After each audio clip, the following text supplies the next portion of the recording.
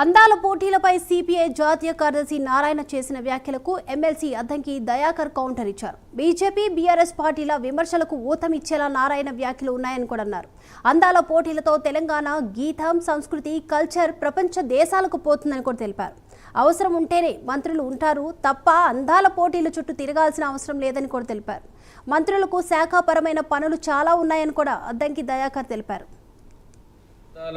పోటీల విషయంలో మంత్రులు పాల్గొంటుండని నారాయణ గారు చేసిన స్టేట్మెంట్ అనేది ఒకసారి సరిచూసుకోవాల్సిన అవసరం ఉందని చెప్పి వారికి విజ్ఞప్తి చేస్తున్నాం. ఎందుకంటే శాఖాపరమైన సంబంధాలు ఉన్న మంత్రులు కానీ శాఖాధికారులు మాత్రమే ఆయా ఈవెంట్స్కు సంబంధించి పాల్గొనడం జరుగుతుంది. ఇప్పుడు రామప్ప దేవాలయం దగ్గర సందర్శన ఉందనుకోండి, కొండా సురేఖ గారు ఉండాల్సి వస్తుంది. ఇతరత్ర పర్యాటక సంబంధించిన అంశాలు వచ్చినప్పుడు వారు జూపల్లి గారు ఉండాల్సి వస్తుంది. ఇంకా ఏవైనా అలాంటి సందర్భాల్లో మంత్రులు వాళ్ళ యొక్క ప్రజెన్స్ అవసరం ఉంటూనే ఉంటారు తప్పితే అందాల పోటీల చుట్టూ తిరగాల్సిన అవసరం లేదు. శాఖాపరమైన అంశాలు చాలా ఉన్నాయి.